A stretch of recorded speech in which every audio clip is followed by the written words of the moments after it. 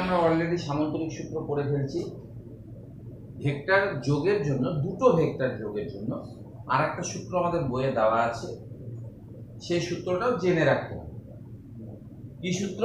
এটাকে বলে triangle, triangle বা বুঝতেই পারছিস ত্রিভুজ সূত্র। ত্রিভুজ সূত্র কি বলছে? দুটা ভেক্টরকে যোগ করতে হবে। আগের দিন সামান্তরিক সূত্রে কি বলছিলাম? তাদেরকে একটা বিন্দু থেকেই গ্রহণ করতে হবে, বলে সামান্তরিক কমপ্লিট করতে হবে। নিশ্চয়ই তোদের মনে আছে।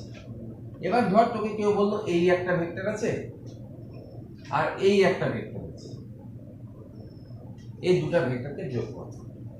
ধর এটা এ, এটা বি। সামান্তরিক হলে একটা বিন্দু নিতিস, সেখান থেকে এ আঁকতিস, বি আঁকতিস, সামান্তরিক। ত্রিভুজ সূত্র বললেন না, তাদের একটা থেকে আঁকা যাবে না, তাদেরকে ক্রমানুসারে গৃহীত, ক্রমানুসারে মানে পর পর পর পর গ্রহণ করাতে হবে। মানে তীরটা শেষ হবে একটা, সেখান থেকে আর একটা শুরু হবে। একটি ত্রিভুজের দুটি বাহু দ্বারা প্রকাশ করা হবে। খুব একটা বোধহয় বোঝা গেল না, এবার বুঝবো। ধর আমি বললাম আমি এ কে প্রথমে নিয়ে নিলাম, এটা এ হলে এটা এ। সবাই কি বুঝছিস না বুঝছিস? কেন? সমান এবং সমান হচ্ছে। তীরটা কোথায় শেষ হলো? এখানে। এবার যদি তুই এখান থেকে বিটা আঁকাস, বিটা এদিকে আছে, দেখো এখান থেকে যদি বিটাকে আঁকাই হবে, দেখো তীরটা পরপরই গেল, কি গেল। কিন্তু দেখা গেল তোকে বি ভেক্টরটা এরকম না দিয়ে এরকম দিছি, নিচের দিকে আঁকতে হবে। এবার তুই বললি যে না স্যার আমি আগে বি ভেক্টর রাখবো, আগে এ ভেক্টর রাখবে কে বলছে? তাহলে বি একে বলছে, তারপরে এ তো এদিকে আছে, যান। যদি উপরে বি থাকতো তার আগে বি উপরে আঁকতিস, তারপরে এরকম বোঝা গেছে? পর পর ক্রমানুসারে গৃহীত একটি ত্রিভুজের দুটি বাহু দ্বারা প্রকাশ করা, বুঝছিস? তাহলে ত্রিভুজ তো কমপ্লিট হয়েছে কি হয়নি? তাহলে আমি আরেকবার ছবিটা করছি, একটা ধরে নিই। তাহলে এখানে হচ্ছে এ, এটা ছিল বি, এবার তুই কি করলি? এ করলি, শেষ হলো, সেখান থেকে বি হবে। ত্রিভুজটা কমপ্লিট করতে গেলে আমাকে কি করতে হবে? আরেকটা বাহু আঁকতে হবে। আরেকটা বাহু আঁকলি, হয়েছে? এই গেলি, এই গেলি, এবার কোন দিকে আসার কথা? কিন্তু বিপরীত ক্রমে আসার কথা নিচে, কিন্তু যদি বিপরীত ক্রম করতে চাই তাহলে কোন দিকে তীরটা দিতে হবে? উপর দিকে। বিপরীত ক্রমে গৃহীত তৃতীয় বাহুটি হবে উক্ত বাহু দ্বয় বা উক্ত ভেক্টর দুটির যোগ। বোঝা গেছে? এবার একজন বললো যে স্যার আপনি যে কথাটা বললেন এটা সত্য না সামান্তরিক সূত্র সত্য? বললাম দেখ, ওটা সামান্তরিক সূত্রে একই হচ্ছে। সামান্তরিক সূত্রে কি ছিল? এটাই যদি সামান্তরিক সূত্রে বলতে, যেটা সূত্র এ, এটা হতো বি, তাই তো? সামান্তরিকটা কমপ্লিট করতিস, এটা কর্ণ হতো। দেখো এটা বি হলে এটাও বি কিনা? দেখো এই ছবিটা, এই ছবিটা। তার মানে ত্রিভুজ সূত্র কোনো নতুন সূত্র না, সামান্তরিক সূত্রটাকে আর একটা ফরম্যাটে নতুন ভাবে লিখছি। এবার দেখবি বইয়ে ক্যালকুলেশন আছে, কি করে এটাকে কি নাম দিয়েছিলাম? আর আর এর মান বার করতে বলি, এখানে আর এর মান বার করতে বলি, যা করছিস ওখানে তাই করবি। এখান থেকে কি করবি? Dot dot dot dot dot dot, বুঝছিস? এইবার এখান থেকে লম্ব টানবি, এটা এ, এটা বি। আমি বললাম এ আর বি এর মধ্যে কোন থিটা? কোন কোনটা? কেন বুঝতে পেরেছিস? আগের দিন বলছিলাম ভেক্টর টেল টু টেল বা হেড টু হেড হবে। এটা হচ্ছে হেড, এটা টেল, তাহলে এই কোনটা হবে না। কোন কোনটা হবে? এটাকেই ডান দিকে সরাতে হবে, তাহলে এটা হচ্ছে থিটা। দেখ আগের দিন এটা ছিল কি? না, থিটাই হবে। আমি বললাম ভেক্টর দুজনের মধ্যে কোন থিটা? আমি ভেক্টর দুজনের মধ্যে কোন কত বলছি? থিটা। আগের দিনের গল্পে চিন্তা কর, সামান্তরিকের এই কোনটা কত ছিল? তাহলে এই কোনটা কত? থিটা। ওই যে বুঝুন ওটা থিটা আসছে। কথাটা বুঝাতে পারছি কি পারিনি? তুই বুঝছিস? যখনই বলবে দুটা ভেক্টরের মধ্যে কোন হেড টু হেড বা টেল টু টেল হয়েছে, তাহলে আবার এটা থিটা হয়ে গেল। এটা কত? তাহলে এটা কত হবে, এটা কত হবে, ডাবল লম্ব স্কয়ার প্লাস ভূমি স্কয়ার ইকুয়াল টু অতিভুজ স্কয়ার, যেভাবে বলছিলাম আমি ওটার ব্যাখ্যা করি, বুঝছি? ত্রিভুজ সূত্র হয়ে গেল। এবার নেক্সট আমরা যাব, ত্রিভুজ সূত্র নিয়ে খুব একটা করলাম না, কাজে লাগে, খুব কাজে লাগে। এরপরে যেটাতে যাব সেটা হচ্ছে যে স্যার আমাদের দুইটা ভেক্টর না অনেকগুলা ভেক্টরকে যোগ করতে বলেছে, নিয়ম শিখে নিন, বইয়ে যা যা নিয়ম বলছে আগে শিখে নিন। অ্যাপ্লিকেশন তো আমি এটা করব না, অ্যাপ্লিকেশন আমি রেজুলেশন দিয়ে করব, বুঝাতে পারছি একটু পারিনি, কারণ রেজুলেশনের থেকে সোজা হতে পারে, যা শিখাচ্ছে আমি শিখবো, কিন্তু ব্যবহার আমার খুশি মতো আমি করবো। এবার বললো ভেক্টর পলিগন ল, পলিগন মানে বহুভুজ, বললো তোকে 7টা 8টা 10টা 15টা ভেক্টরকে যোগ করতে বলেছে। ত্রিভুজ সূত্রে কি করেছিলিস, ভাষাটা কি ছিল, ক্রমানুসারে গৃহীত করেছিলিস। বহুভুজ সূত্র বলছে আমি ক্রমানুসারে গৃহীত করো, বুঝছিস, ক্রমানুসারে তুমি গ্রহণ করো। এবার তুই কি করলি, ধর এখানে একটা ভেক্টর আছে এই, একটা এই, একটা এরকম, একটা এরকম, এরকম ভেক্টর দেওয়া আছে, এটা কি লেখো, বহুভুজ। তুই কি করবি, ধর এটা এ, এটা বি, এটা সি, এটা D, A B C D কটা দিয়েছি, 4টা।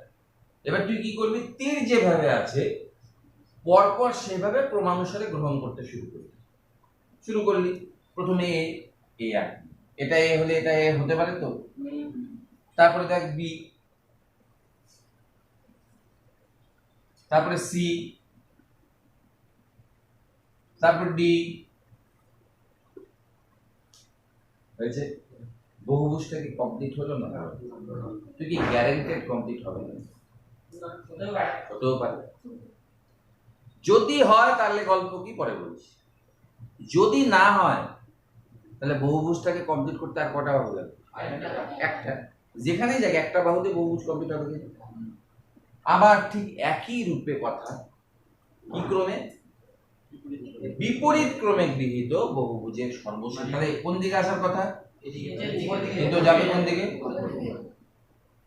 বিপরীত ক্রমে গৃহীত বহুভুজের যে সর্বশেষ বাহুটি সেটাই কি করবে, মানে এবং দিকে ওই ভেক্টরগুলোর যোগফলকে প্রকাশ করবে। কথাটা বুঝতে পারলি কি পারলি? এবার একজন বললো যে তাহলে স্যার এই যে যোগফল, যেটা এই যোগফলটাকে আমি আর নাম দিলাম, এটা এ, এটা বি, এটা সি, এটা ডি। বহুভুজ সূত্র আশা করি সবাই বুঝছিস। এবার একজন বললো স্যার বহুভুজ সূত্রটাকে ত্রিভুজ সূত্র দিয়ে আপনি প্রমাণ করতে পারবেন, কারণ আমি ত্রিভুজ সূত্র বেসিক জানি, সেখান থেকে বহুভুজ সূত্র প্রমাণ করা যাবে কি, দেখা যাক। এবার একজন বললো যে স্যার এই ছবিগুলো ভুলে যান, কটা ভেক্টর দেখতে পাচ্ছিস, কি কি, তাহলে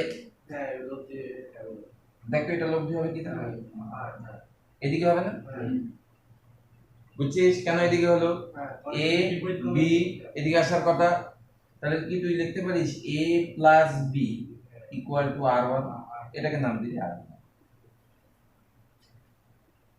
তাহলে এ প্লাস বি পরিবর্তে কত বসাতে পারিস, এ প্লাস বি ভুলে যা,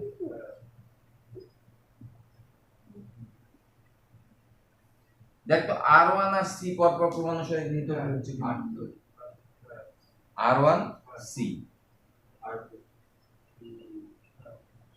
বুঝছিস, তাহলে এখান থেকে লিখতে পারবি R two equal to R one plus C, তাহলে আর1 প্লাস সি পরিবর্তে আর2। এবার দেখ আর2 আর ডি আছে ক্রমানুসারে, আর2 প্লাস ডি ইকুয়াল টু আর, ঠিক আছে, তাহলে আর ইকুয়াল টু আর2 প্লাস ডি, বুঝছে, আর2 মানে কি, আর1 প্লাস, আর1 মানে কি, তাহলে দেখ a plus b plus c plus d সমান সমান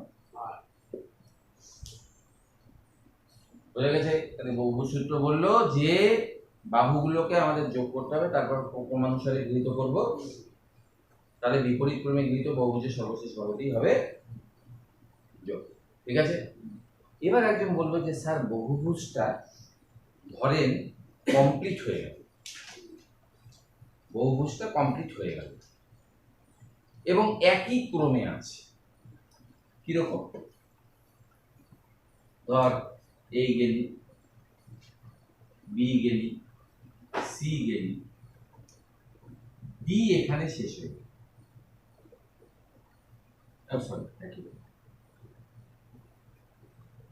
তাহলে কি বহুভুজ কমপ্লিট করতে পারবেন? কমপ্লিট হয়ে গেছে। এবার একজন বলল এই ডিটাকে মনে করেন নাই,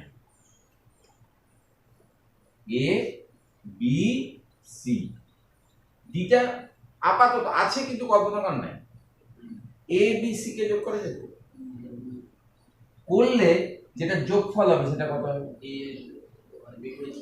এদিকে বুঝছে, কিন্তু এখানে ডি আছে, তাহলে দেখতে এটা আর এটা সমান কি সমান? কিন্তু বিপরীত। তাহলে এটা ছিল a plus B plus C plus D, যদি করিস a plus B plus C মানে আবার মাইনাস, বুঝতে পারলি কি পারলি না? হলো? তার মানে এখান থেকে যদি দেখি a plus B plus C plus D, D কে বাদ দিয়ে দিলাম, a plus B plus C মানে প্লাস কত হচ্ছে? তার মানে কোনোভাবে যদি একটা বহুভুজ আঁকতে যায় কমপ্লিট হয়ে যায়, তাহলে মোট যোগফল কত হয়ে যায়? কেন? এটা ডি ধর নাই, ডি ধর নাই, তাহলে a plus B plus C এটা যোগফল করতে হবে, এই বিন্দু আর এই বিন্দুকে যোগ করতে হবে, কোন দিকে তীরতে হবে? বিপরীত করে, উপরের দিকে, এটা উপরের দিকে আছে, বুঝছে? কিন্তু অ্যাকচুয়ালি তো এখানে ডি আছে, দেখো এই ডি মানেই এটা মাইনাস ডি, তাহলে a plus B plus C পরিবর্তে তুই মাইনাস ডি বাজাবে, মাইনাস ডি প্লাস ডি, দুটো লাইন হয়ে গেল। মানে পরিষ্কার কথা হচ্ছে তোকে কি বহুভুজ কি কমপ্লিট করতে পারবি তুই? যদি কমপ্লিট হয়ে যায়, ধর এখানে কমপ্লিট হয়নি, তাহলে প্রথম বিন্দু আর আদি বিন্দু আছে কি না, তাহলে একটা দেখা পাবি, আর যদি কমপ্লিট হয়ে যায় তাহলে কি তুই পাবি? তাহলে যোগফল কত হবে? 0। সর্বশেষ বাহুটা যদি আঁকতেই না পারি তার মানে কত হয়ে যাচ্ছে? 0। তাহলে যদি কোনো বহুভুজ ক্রমানুসারে গৃহীত করে কমপ্লিট করে ফেলে তাহলে তাদের যোগফল কত হয়ে যাবে? 0। এটাকে রেজুলেশন অফ ভেক্টর। এবার ধর আমি বললাম একটা ভেক্টর আছে, সেই ভেক্টরটার মান হচ্ছে 10, সেই ভেক্টরটার মান হচ্ছে 10, ঠিক আছে? আমি বললাম যে এই ভেক্টরটা এক্স অক্ষের সঙ্গে 30 ডিগ্রি কোণ করে আছে, কত ডিগ্রি কোণ করে আছে? 30 ডিগ্রি, আর ওয়াই অক্ষের সঙ্গে কত ডিগ্রি কোণ করে আছে? 60 ডিগ্রি, ঠিক 60 ডিগ্রি। বুঝে তোকে বলা হলো যে এই 10 যে ভেক্টরটা সেটা কোন দিকে আছে? বলি স্যার আমি তো বলতে পারছি না। না, এটাকে এক্স অক্ষ বল, এটাকে ওয়াই অক্ষ বল, বল 10 ভেক্টরটা কোন দিকে আছে?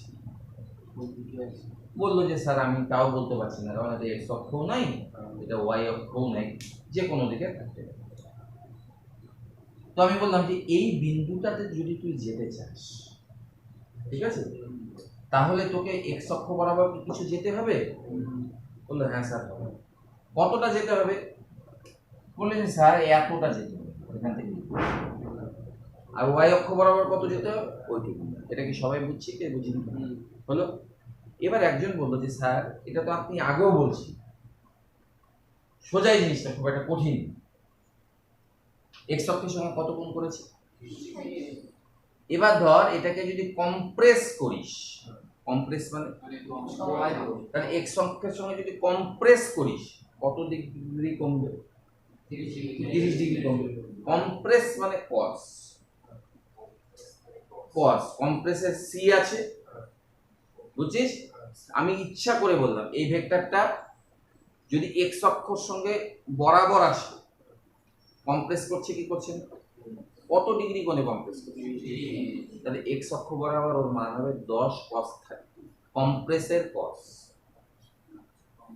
কম্প্রেসের কস। বলি যে স্যার এটা তো না বললে হতো, লাগা কস খাড়া সাইন ফর্মুলা তো জানি, এই বরাবর হতো 10 cos থিটা, এই বরাবর হতো 10 sin, হতো কি হতো না?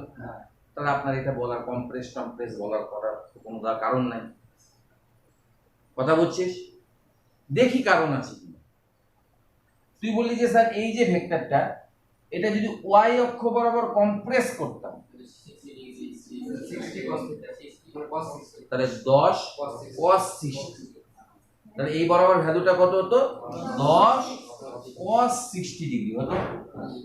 স্যার আপনি তো বলছিলেন এটা লাগা cos, 10 cos 30, এটা খাড়া sin, 10 sin 30 হতো। তাহলে cos 60 আর sin 30 হতো।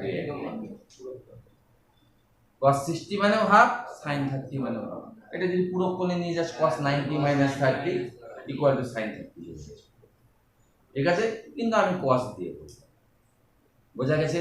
তাহলে মনে রাখবি একটা ভেক্টর কোনো অ্যাক্সিসের সাথে যত ডিগ্রি অ্যাঙ্গেল করে থাকবে, ও সেই অ্যাক্সিস বরাবর যত অ্যাঙ্গেল কম্প্রেস করলে সেই অক্ষ বরাবর বোঝাবে তত cos অমুক হবে। বুঝাতে পারছি কি পারিনি? মানে ওই ওটার মান কত হবে? ওটার মান 10 কে ভাঙছি কোন অক্ষ বরাবর?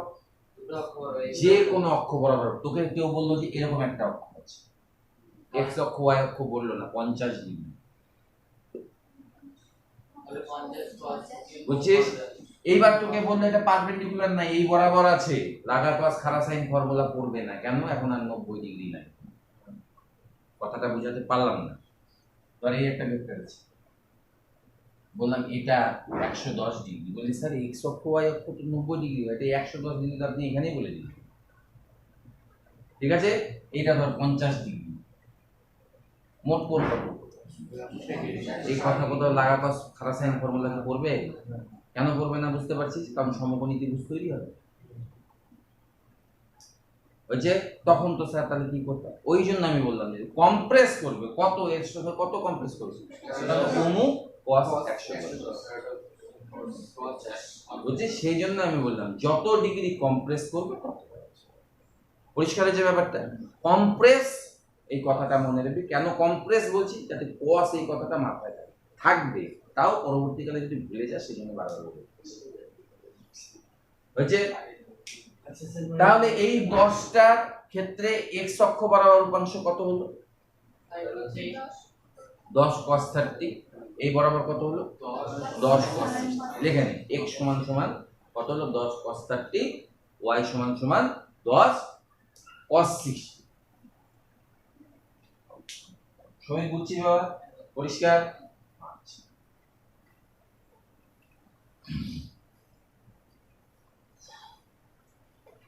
এইবার তোকে বললো একটা ভেক্টর আছে 10, x অক্ষের সঙ্গে 60 ডিগ্রি কোণ করে আছে।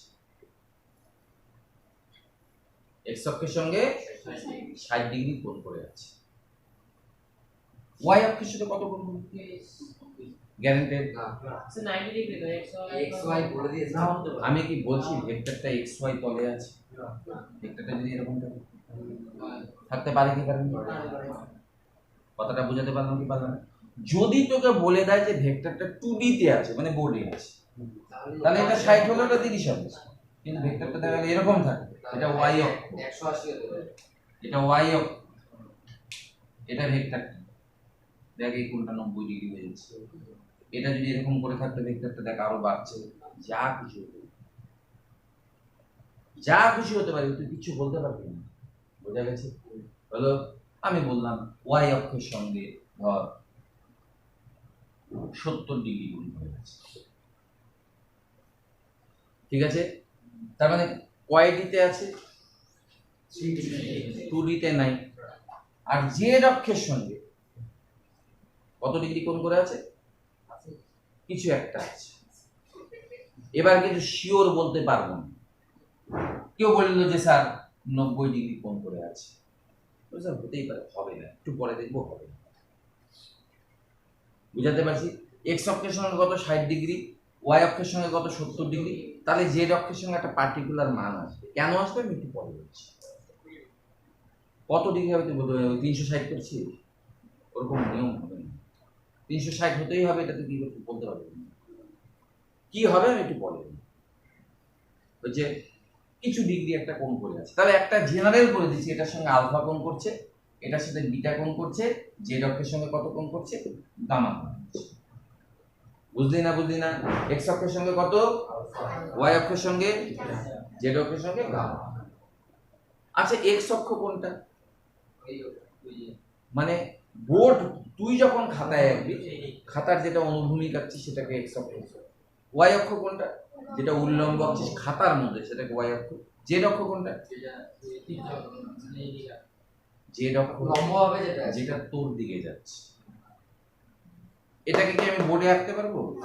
সেই জন্য খাতায় ওই যে ক্যারা দিবি। ক্যারা দেওয়া বোঝা মানে যেটা তোর দিকে আসছে, দেখ ভিতরেও যেতে পারতো, ভিতরে একটা মাইনাস যেটা। যদি এইভাবে আঁকাস তাহলে এটা এক্স, এটা ওয়াই, জেডটা কোন দিকে আসবে, তোদের দিকে। এই তোদের দিকে যেটা বোর্ডের বাইরে আসে সেটাকে এইরকম একটা চিহ্ন দিয়ে আঁকা, ডট, যে কোনো জায়গায়, এখানে ডট, যেরকম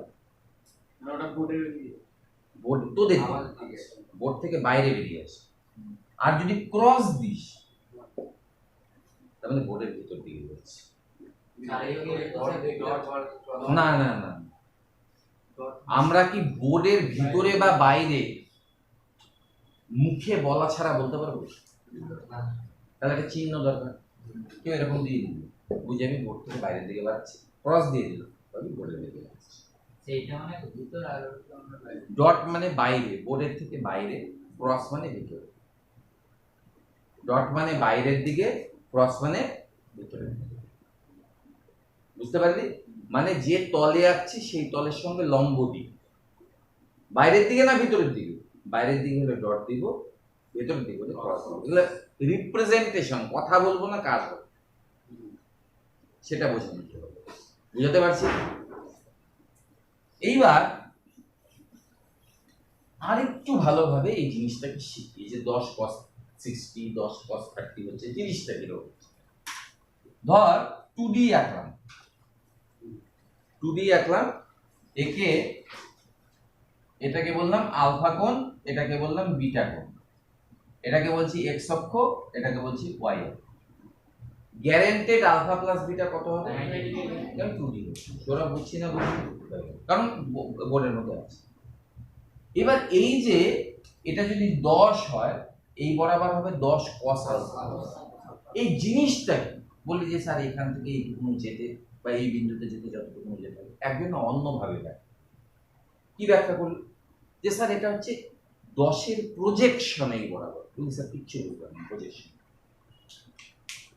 উপর থেকে টর্চ লাইট দিয়ে ফেললি, আলো দিলি এর উপর লম্ব ভাবে, এর উপর লম্ব ভাবে আলো ফেললি, এটার একটা ছায়া তৈরি হবে। কোন অক্ষ বরাবর তৈরি হবে? কেন?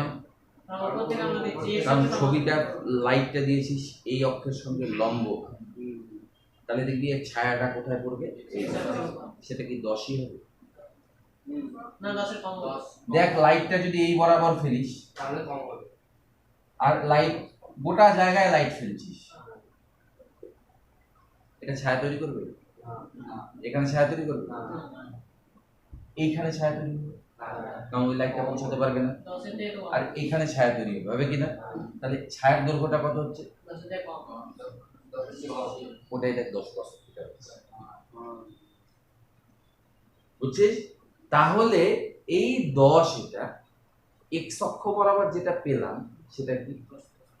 10-এর যেটা ছায়া পড়বে এক্স অক্ষ বরাবর, এটাকে ইংরেজিতে বলা হয় প্রজেকশন। বুঝছিস? বা অনেক সময় বলা হয় কম্পোনেন্ট। ছায়া সম্পর্কে একটা ধারণা থাকতে হবে আমাদের। ওই দেখ তাহলে একটা বুঝতে পারছি যে ওখান থেকে যদি লাইটটা ফেলি ছায়াটা ওইটুকু, যদি ক্রস করে ফেলি তাহলে ছায়াটা বড় হবে। তাহলে ছায়ার দৈর্ঘ্য সম্পর্কে একটা আইডিয়া। ঠিক আছে? তুই যদি বলি যে স্যার এইটার ছায়া এখানে ফেলতে হবে, তাহলে দেখ এইভাবে লম্ব হবে, তাহলে এইটুকু ছায়া পড়বে। দেখো ওটাই 10 cos বিটা হচ্ছে কি হচ্ছে না? তার মানে আমরা যে কম্পোনেন্ট নিচ্ছি, কম্পোনেন্ট মানে কি, মানে ওই অক্ষ বরাবর কতটা কে ছায়া বা প্রজেকশন নিচ্ছি, বা বাংলা কি বলবো উপাংশ নিচ্ছি, সেটা কি, সেটা হচ্ছে লাইটটাকে যদি লম্বভাবে ফেলতাম তাহলে যতটা ছায়া তৈরি হতো সেটাকেই বলা হয় প্রজেকশন। দেখ সেটা মানেই তোকে ওই বিন্দুটাতে পৌঁছাতে গেলে এখান থেকে কত দূর যেতে হবে, ওখান থেকে কত দূর যেতে হবে। বুঝাতে পারছি কি পারিনি? সুন্দর করে গুছায় দেখ এই কথা, যা বললাম ছায়া কায়ারে যা বলছি, কম্পোনেন্ট এই কথাটা ইউজ করবি, প্রজেকশন এই কথাটা ইউজ করবি, উপাংশ এই কথাটা ইউজ করবি, তিনবার তিনটা কথা লেখা একই জিনিস। এবার ধর তোকে কেউ বললো যে এটা হচ্ছে ওপি, ওপি ভেক্টর, এটা এক্স অক্ষ, এক্স অক্ষের সঙ্গে আলফা কোণ করে রাখছি, এক্স অক্ষের সঙ্গে আলফা কোণ করে রাখছি। তোকে বললো ওপি এক্স অক্ষ বরাবর উপাংশ কত? ওপি কস আলফা। আচ্ছা, যেটা ওপি কস আলফা হলো তোরা বুঝতে পারছিস, এইটা হচ্ছে ছায়ার দৈর্ঘ্য, তাই তো? দেখ তো সেটাই এক্স কিনা হচ্ছে, তাহলে এক্স ইকুয়াল টু তুই কত বলতে পারবি? ওপি। আচ্ছা, ওপি মানে কি? ভেক্টরটার মান। তাহলে ভেক্টরটার মান, তো ধর আমরা ভেক্টরটার মান আর, তাহলে এটা কত হয়ে যাচ্ছে? আর cos আলফা। তাহলে cos আলফা ইকুয়াল টু তুই কত বলতে পারবি? x by r। বুঝতে পেরেছিস? একই ভাবে y অক্ষের সঙ্গে যদি বিটা কোণ করে দিই, তাহলে একই ভাবে cos বিটা ইকুয়াল টু আসবে y বাই r। যদি z অক্ষের সঙ্গে গামা কোণ করে থাকি তাহলে z বাই r, তাহলে z বাই r, তাহলে cos gamma equal to z by r। আর মানে কি? ভেক্টরটা কোন দুই বিন্দুর মধ্যে আঁকা আছে? ওটা কত? 0,0,0, পিটা কত? তাহলে এটা হচ্ছে 0, এটা হচ্ছে x, y, z হচ্ছে। তাহলে এই যে ভেক্টরটা হলো সেটা আর ভেক্টর, সেটাকে কিভাবে প্রকাশ করবি? i cap x plus J Y আছে প্লাস কে জেড। আমি ক্যাপ দিচ্ছি না, মাঝে মাঝে ছাড়া পড়ে যায়, বুঝছি না বুঝিনি, আগের দিন সবাই দেখছি এটা। মড আর কত? Root over X square plus Y square plus Z square. তার মানে এই যে আর, এই আর এর মান হবে root over X square plus Y square plus Z square. জানি আমরা সবাই, এর আগের দিনও করছি। তাহলে mod R equal to root over X square plus Y square plus Z square হচ্ছে। cos আলফা পেলাম মান কত? cos beta y by r, cos gamma z by r। এই cos আলফা যেটা হলো এটাকে বলা হয় ডিরেকশন কোসাইন। ডিরেকশন কোসাইন একটা নাম দিয়েছে। ডিরেকশন মানে কি? দিক। কোন দিকে যাচ্ছে? cos, দিক cos মানে x অক্ষের সঙ্গে কত কোণ করে আছে সেটাই তো একটা দিক। y অক্ষের সঙ্গে এত কোণ করে আছে, z অক্ষের সঙ্গে এত কোণ করে আছে, এই তিনটা যদি বলে দেই তোকে, তুই ভেক্টরটা আঁকতে পারবি কি পারবি না? তার মানে ওটা একটা দিক বোঝাচ্ছে। কে দিক বোঝাচ্ছে? আলফা, বিটা, গামা, এরা দিক বোঝাচ্ছে। কিন্তু তাদের যদি cos নেই, তাদেরকে একটা নতুন নাম দিলাম ডিরেকশন কোসাইন বা দিক cos। না, নাম দিছি, তোর নাম দেবরঞ্জন কেন? আমার নামও তো দেবরঞ্জন, তো বাবা আমার নাম দিছে, ঠিক সেরকম ওর নাম দিছে ডিরেকশন কোসাইন। তাহলে ডিরেকশন সাইন বলতে কারণ আছে, যাবো কি নাম দিল? তাহলে যদি বলে ডিরেকশন কোসাইন কাকে বলে বা দিক cos কাকে বলে, কি উত্তর হবে?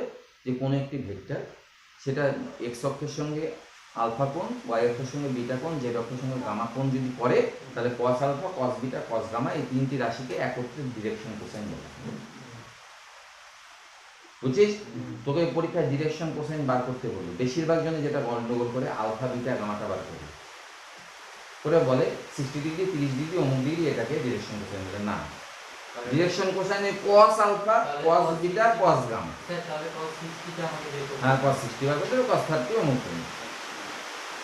এইবার তোদের যেটা প্রশ্ন ছিল যে স্যার আপনি ডিরেকশন কোসাইন বার করলেন, কিন্তু ডিরেকশন সাইনও বার করতে পারে, করলো না কেন? অসুবিধাটা কি? এবার আমি যাই করে ফেল।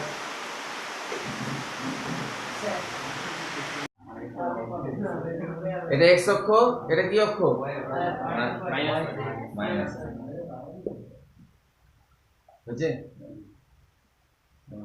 ইয়ে করা আছে, সেটিং ওইভাবে করতে ভয়েস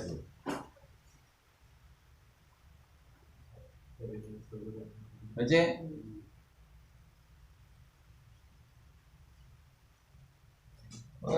কিছু ডিগ্রি নেই, 60 ডিগ্রি। এটা হচ্ছে প্লেনার। প্লেনার মানে বুঝলি, তলে আছে, মানে এক্স ওয়াই তলে আছে, ঠিক আছে? বললাম এটা হচ্ছে আর।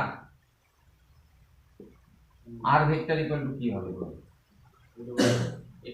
আমি দেখ কি বলছি, আমি আর ভেক্টর চাইছি, আর এর মান চাইনি। আর এর মান তো ও আর এর মান একটা বলে দিই, এর লেংথটা হচ্ছে 10।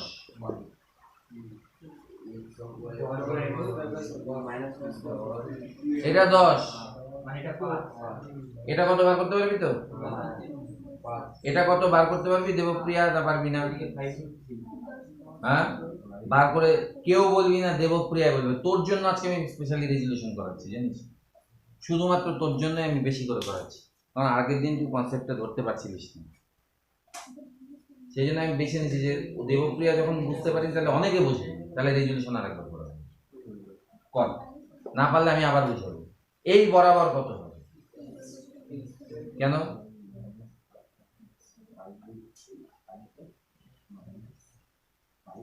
কোন বরাবর যাচ্ছিস? এই বরাবর। তাহলে একে কি করতে হবে? কম্প্রেস। কত ডিগ্রি? কাকে? 8টার মান কত? তাহলে 10 cos 60 মান হাফ, 10 ইন্টু হাফ। তাহলে এই বরাবর হলো 5, এই বরাবর কত হলো? এটা কত ডিগ্রি? এটা তো 60, এটা কত? কেন 30? 90 কেন? কারণ তলে আছে, ভেক্টরটা তলে আছে। তলে না থাকে যদি এরকম থাকতো হতো না। যেহেতু তলে আছে তাহলে এটা কত ডিগ্রি? তাহলে এটা কত হবে? হুম, 10 cos 30। বুঝছিস না বুঝিস নি? 10 cos 30 কত হলো? 5√3। কথা বলিস না বাবারে, কথা বলিস। 5√3। এবার আর ভেক্টর কি হবে বল? মারবো বাড়ি, দেখে বল ভেক্টরটা কত হবে? 5√3 i cap minus ball, plus বললে তো হবে না। বললাম তো মাইনাস 5 j ক্যাপ। কেন? মাইনাস y হচ্ছে।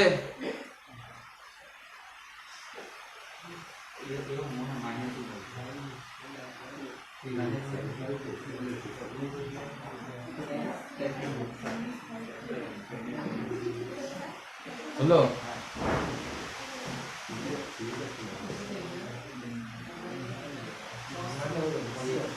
প্লেনার, সব প্লেনারের জন্য করছি, সব সমতলিক।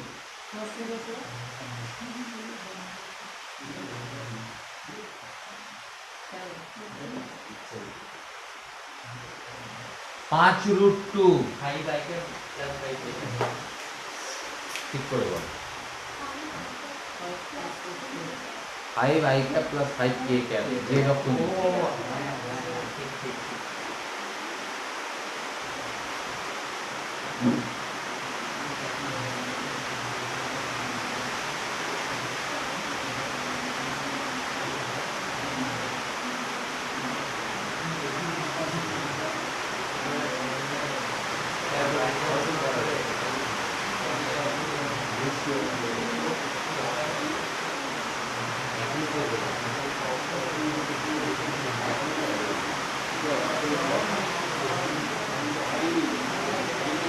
হয়েছে রে, হয়ে গেছে।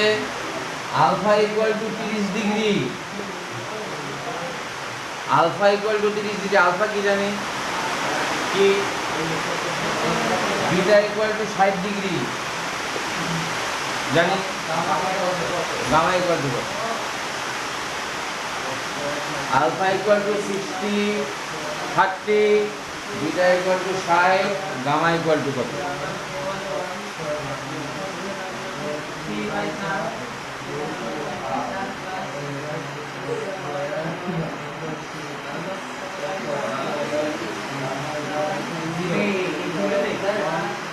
আলফা বিটা বলছি গামা, যা কিছু বল, এটা তো এই ছবি আলাদা হয়ে যায়। আলফা 30, বিটা 60, গামা কত? কোন formula? cos square alpha plus cos square. ঠিক করে বল।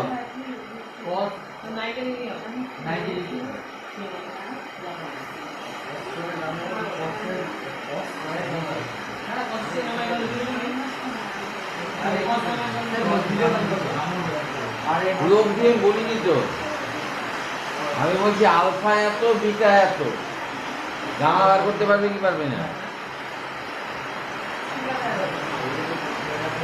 কেন 90 হলো?